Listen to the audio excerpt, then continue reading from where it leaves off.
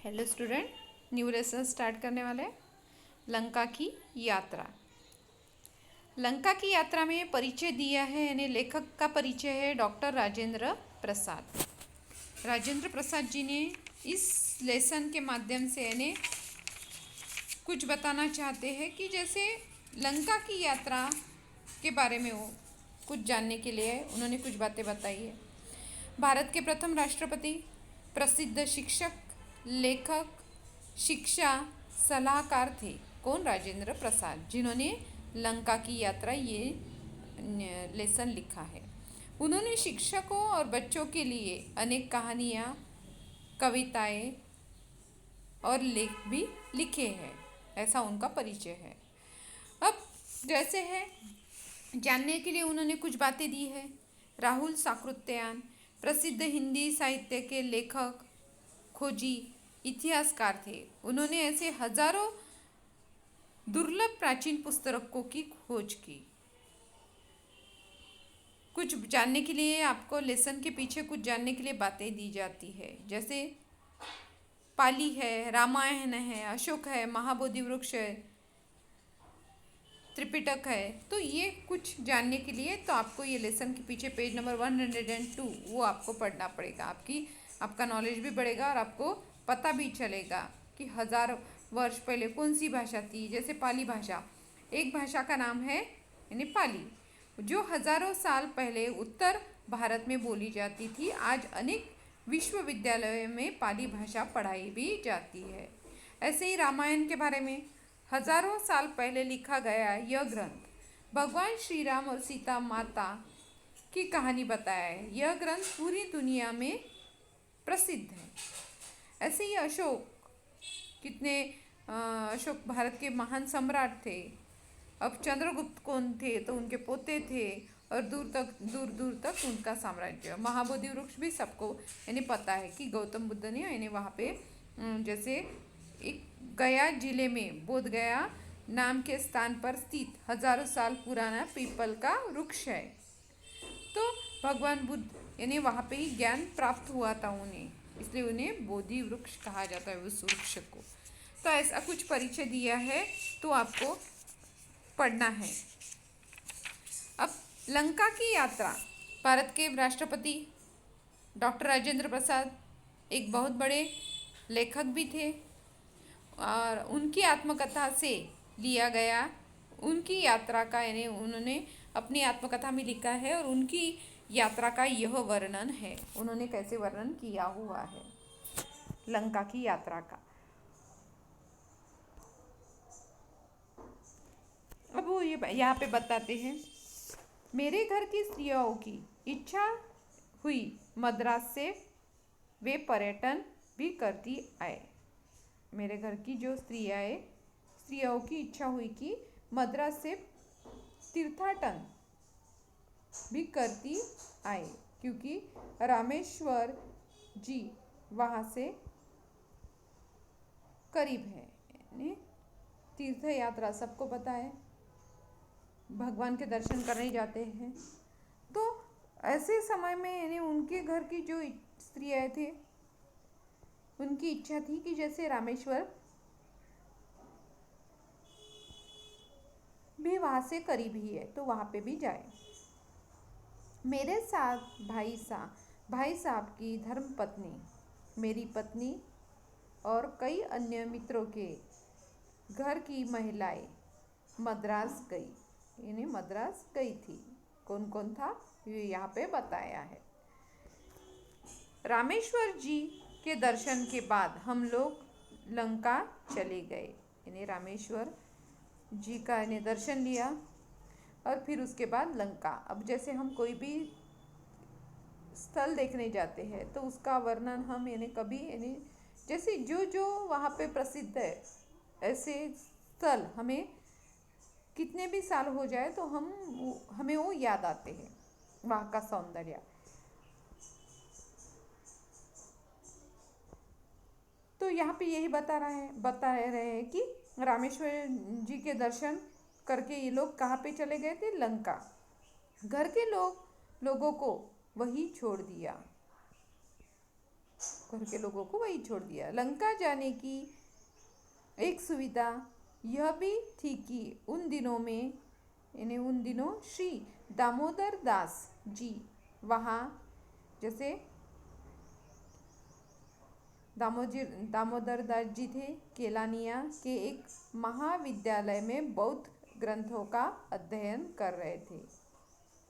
तो वो वहाँ के विद्यालय में बौद्ध ग्रंथों का अध्ययन कर रहे थे, केलानिया में, केनालिया के महाविद्यालय में। उनको वहाँ संस्कृत पढ़ाने तथा पाली में, यह इसके पहले आपको बताया, त्रिपिटक आदि ग्रंथों के अध्ययन का शुभ अवसर मिला था। यानी संस्कृत पढ़ने का तथा पाली भाषा के भी जो ग्रंथ थे वो भी पढ़ने का या अध्ययन करने का अवसर मिला था। कुछ दिनों बाद बौद्ध धर्म में दीक्षित होकर वे श्री राहुल साकृत्यायन के नाम से मशहूर हुए और भिक्षु भी बने। ये यानी ऐसा नाम है कि जिन्होंने, जैसे हिंदी साहित्य में एक उनका अलग ही नाम दिया जाता है, वो हिंदी साहित्य के प्रसिद्ध लेखक है और खोजी इतिहासकार माने जाते हैं। और हजारों दुर्लभ प्राचीन पुस्तकों की खोज, यानी ऐसी पुस्तकों की खोज राहुल साकृत्यायन जी ने की हुई है। ऐसे ही है राहुल साकृत्यायन, ये नाम के इस नाम से मशहूर हुए। इन्होंने कुछ दिनों बाद बौद्ध धर्म में दीक्षित हुए। दीक्षित होकर वे राहुल साकृत्यायन नाम से मशहूर हुए और भिक्षु भी हो गए। उस समय वे केवल अध्ययन कर रहे थे, यानी उस समय में वो सिर्फ अध्ययन कर रहे थे, भिक्षु नहीं बने थे। भिक्षु हो गए थे, पर कौन से भिक्षु, तो यहाँ पे बताए तो भिक्षु पूरे होने के थे। जब हम लोग वहाँ गए, उन्हें लेखक राजेंद्र प्रसाद जी बता रहे हैं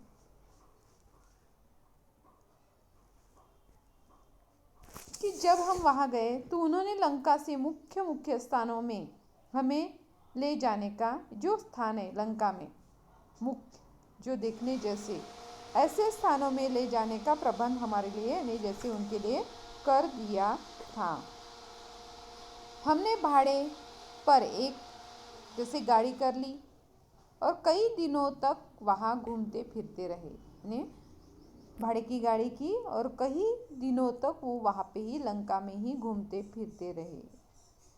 अब लंका के बारे में, यानी जैसे ये कैसा है, इसकी क्या विशेषता है, तो ये सब कुछ यहाँ पे बताया गया है। दिखने में कैसा है, यानी जैसे ये देश कैसा है, ये राज्य कैसा है, इसके बारे में भी। तो यहाँ की यात्रा का वर्णन यहाँ इस लेसन पे बताया है। यह हम लोगों के लिए पहला ही अवसर था कि इस सुंदर टापू में हम भ्रमण कर रहे थे। हमारे लिए ये ऐसा पहला ही अवसर था कि हम इस टापू पर भ्रमण कर रहे थे।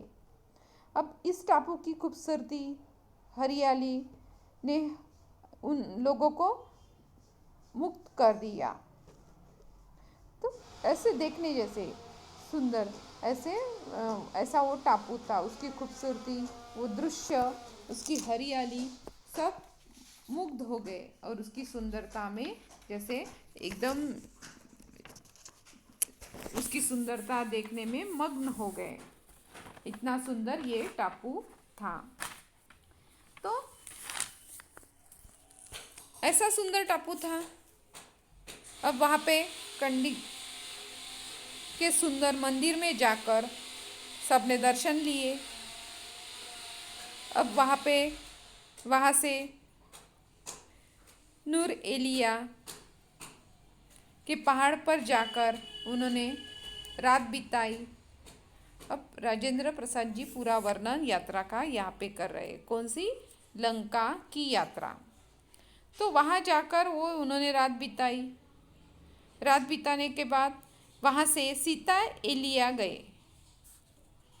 कहा जाता है कि यहीं पर रावण ने श्री जानकी जी को कैद करके अशोक वाटिका में रखा था। रामायण में जैसे सीता का हरण कर लिया था रावण ने, तो रावण ने सीता को अशोक वाटिका में रखा था। और यहाँ पे बताया गया है कि जैसे सीता एलिया गए, जहाँ पे रावण ने सीता को रखा था, वो अशोक वाटिका, वहाँ पे ये सब लोग गए। अब वहाँ पे जाने के बाद वहाँ के दृश्य का वर्णन किया है, कैसा यानी वहाँ का जो वहाँ जाते समय एक विचित्र चीज़ हम लोगों ने देखी। बता रहे हैं कि वहाँ पे जाने के बाद हम लोगों ने एक अलग ही चीज़ वहाँ पे देखी, ये बता रहे हैं।